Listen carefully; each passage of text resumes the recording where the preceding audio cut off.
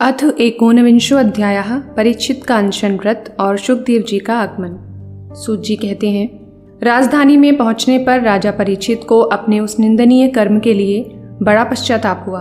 वे अत्यंत उदास हो गए और सोचने लगे, मैंने निरपराध एवं अपना तेज छिपाए हुए ब्राह्मण के साथ अनार्य पुरुषों के समान बड़ा नीच व्यवहार किया। यह बड़े खेद की बात है। अवश्य ही उन महात्मा के अपमान के फलस्वरूप शीघ्र से शीघ्र मुझ पर कोई घोर विपत्ति आवेगी। मैं भी ऐसा ही चाहता हूँ, क्योंकि उससे मेरे पाप का प्रायश्चित हो जाएगा और फिर कभी मैं ऐसा काम करने का दुस्साहस नहीं करूँगा। ब्राह्मणों की क्रोधाग्नि आज ही मेरे राज्य, सेना और भरे पूरे खजाने को जलाकर खाक कर दे, जिससे फिर कभी मुझ दुष्ट की ब्राह्मण, देवता और गौओं के प्रति ऐसी पाप बुद्धि ना हो। वे इस प्रकार चिंता कर ही रहे थे कि उन्हें मालूम हुआ ऋषि कुमार के शाप से तक्षक मुझे डसेगा।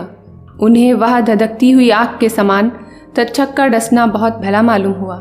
उन्होंने सोचा कि बहुत दिनों से मैं संसार में आसक्त हो रहा था, अब मुझे शीघ्र वैराग्य होने का कारण प्राप्त हो गया। वे इस लोक और परलोक के भोगों को तो पहले से ही तुच्छ और त्याज्य समझते थे। अब उनका स्वरूपतः त्याग करके भगवान श्री कृष्ण के चरण कमलों की सेवा को ही सर्वोपरि मानकर आमरण अनशन व्रत लेकर वे गंगा तट पर बैठ गए। गंगा जी का जल भगवान श्री कृष्ण के चरण कमलों का वह पराग लेकर प्रवाहित होता है जो श्रीमती तुलसी की गंध से मिश्रित है। यही कारण है कि वे लोकपालों के सहित ऊपर नीचे के समस्त लोकों को पवित्र करती हैं। कौन ऐसा मरणासन्न पुरुष होगा जो उनका सेवन ना करेगा। इस प्रकार गंगा जी के तट पर आमरण अनशन का निश्चय करके उन्होंने समस्त आसक्तियों का परित्याग कर दिया और वे मुनियों का व्रत स्वीकार करके अनन्य भाव से श्री कृष्ण के चरण कमलों का ध्यान करने लगे। उस समय त्रिलोकी को पवित्र करने वाले बड़े बड़े महानुभाव ऋषि मुनि अपने शिष्यों के साथ वहां पधारे। संतजन प्रायः तीर्थ यात्रा के बहाने स्वयं उन तीर्थ स्थानों को ही पवित्र करते हैं। उस समय वहां पर अत्रि, वशिष्ठ, च्यवन, शरद्वान, अरिष्टनेमि, भृगु, अंगिरा, पराशर, विश्वामित्र, परशुराम, उतथ्य, इंद्रप्रमद, इद्मवाह, मेधातिथि, देवल, आर्ष्टिशेण, भारद्वाज, गौतम, पिप्पलाद, मैत्रेय, और्व, कवश, अगस्त्य, भगवान व्यास, नारद तथा इनके अतिरिक्त और भी कई श्रेष्ठ देवर्षि, ब्रह्मर्षि तथा अरुण आदि राजर्षिवर्यों का शुभागमन हुआ।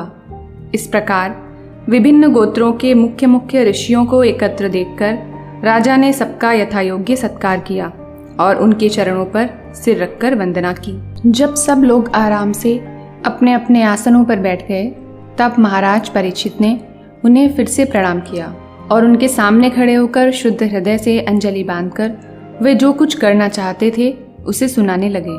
राजा परीक्षित ने कहा, अहो, समस्त राजाओं में हम धन्य हैं, धन्यतम हैं, क्योंकि अपने शील स्वभाव के कारण हम आप महापुरुषों के कृपा पात्र बन गए हैं। राजवंश के लोग प्रायः निंदित कर्म करने के कारण ब्राह्मणों के चरण धोवन से दूर पड़ जाते हैं। यह कितने खेद की बात है। मैं भी राजा ही हूँ।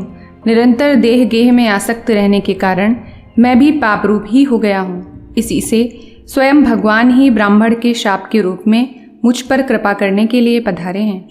यह शाप वैराग्य उत्पन्न करने वाला है, क्योंकि इस प्रकार के शाप से संसार आसक्त पुरुष भयभीत होकर विरक्त हो जाया करते हैं। ब्राह्मणों, अब मैंने अपने चित्त को भगवान के चरणों में समर्पित कर दिया है।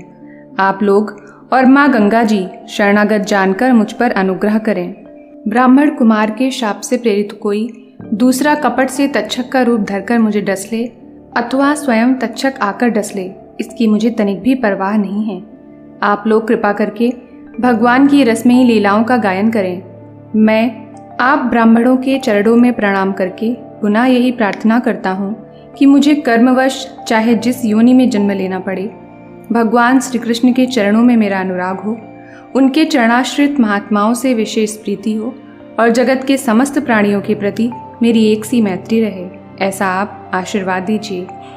महाराज परीक्षित परम धीर थे। वे ऐसा दृढ़ निश्चय करके गंगा जी के दक्षिण तट पर पूर्वाग्र कुशों के आसन पर उत्तरमुख होकर बैठ गए। राजकाज का भार तो उन्होंने पहले ही अपने पुत्र जन्मेजय को सौंप दिया था।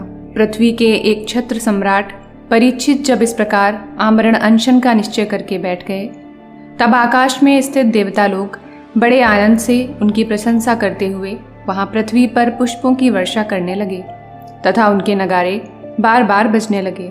सभी उपस्थित महर्षियों ने परीक्षित के निश्चय की प्रशंसा की और साधु साधु कहकर उनका अनुमोदन किया। ऋषि लोग तो स्वभाव से ही लोगों पर अनुग्रह की वर्षा करते रहते हैं। यही नहीं, उनकी सारी शक्ति लोग पर कृपा करने के लिए ही होती है। उन लोगों ने भगवान श्री कृष्ण के गुणों से प्रभावित परीक्षित के प्रति उनके अनुरूप वचन कहे। राजर्षि शिरोमणे, भगवान श्री कृष्ण के सेवक और अनुयायी, आप पांडुवंशियों के लिए यह कोई आश्चर्य की बात नहीं है, क्योंकि आप लोगों ने भगवान की सन्निधि प्राप्त करने की आकांक्षा से उस राज सिंहासन का एक क्षण में ही परित्याग कर दिया, जिसकी सेवा बड़े बड़े राजा अपने मुकुटों से करते थे। हम सब तब तक यहीं रहेंगे जब तक ये भगवान के परम भक्त परीक्षित अपने नश्वर शरीर को छोड़कर माया दोष एवं शोक से रहित भगवत धाम में नहीं चले जाते। ऋषियों के ये वचन बड़े ही मधुर, गंभीर, सत्य और समता से युक्त थे। उन्हें सुनकर राजा परीक्षित ने उन योग युक्त मुनियों का अभिनंदन किया और भगवान के मनोहर चरित्र सुनने की इच्छा से ऋषियों से प्रार्थना की। महात्माओं, आप सभी सब ओर से यहाँ पधारे हैं। आप सत्यलोक में रहने वाले मूर्तिमान वेदों के समान हैं। आप लोगों का दूसरों पर अनुग्रह करने के अतिरिक्त जो आपका सहज स्वभाव ही है, इस लोक या परलोक में और कोई स्वार्थ नहीं है। विप्रवरों, आप लोगों पर पूर्ण विश्वास करके मैं अपने कर्तव्य के संबंध में यह पूछने योग्य प्रश्न करता हूँ। आप सभी विद्वान परस्पर विचार करके बतलाइए। यह बतलाइए कि सबके लिए सब अवस्थाओं में और विशेष करके थोड़े ही समय में मरने वाले पुरुषों के लिए अंतःकरण और शरीर से करने योग्य विशुद्ध कर्म कौन सा है।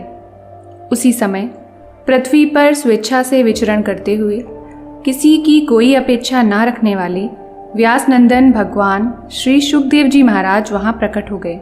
वे वर्ण अथवा आश्रम के बाह्य चिन्हों से रहित एवं आत्मानुभूति में संतुष्ट थे। बच्चों और स्त्रियों ने उन्हें घेर रखा था। उनका वेश अवधूत का था। 16 वर्ष की सी अवस्था थी। चरण, हाथ, जंघा, भुजाएं, कंधे, कपोल और अन्य सब अंग अत्यंत सुकुमार थे। नेत्र बड़े बड़े और मनोहर थे। नासिका कुछ ऊंची थी, कान बराबर थे, सुंदर भौवें थी। इनसे मुख बड़ा ही शोभायमान हो रहा था। गला तो मानो सुंदर शंख ही था। हंसली ढकी हुई, छाती चौड़ी और उभरी हुई, नाभि भंवर के समान गहरी तथा उदर बड़ा ही सुंदर त्रिवली से युक्त था। लंबी लंबी भुजाएं थी। मुख पर घुंघराले बाल बिखरे हुए थे। इस दिगंबर वेश में वे श्रेष्ठ देवता के समान तेजस्वी जान पड़ते थे। श्याम रंग था। चित्त को चुराने वाली भरी जवानी थी।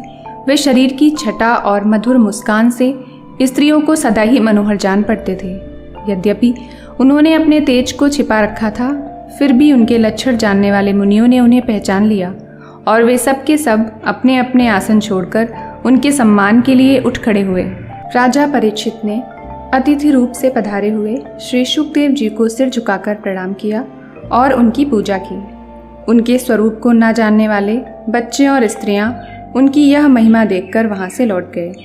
सबके द्वारा सम्मानित होकर श्री शुकदेव जी श्रेष्ठ आसन पर विराजमान हुए।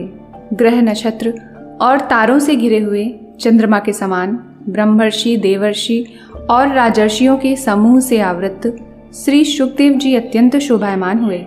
वास्तव में वे महात्माओं के भी आदरणीय थे। जब प्रखर बुद्धि श्री शुकदेव जी शांत भाव से बैठ गए, तब भगवान के परम भक्त परीक्षित ने उनके समीप आकर और उनके चरणों पर सिर रखकर प्रणाम किया।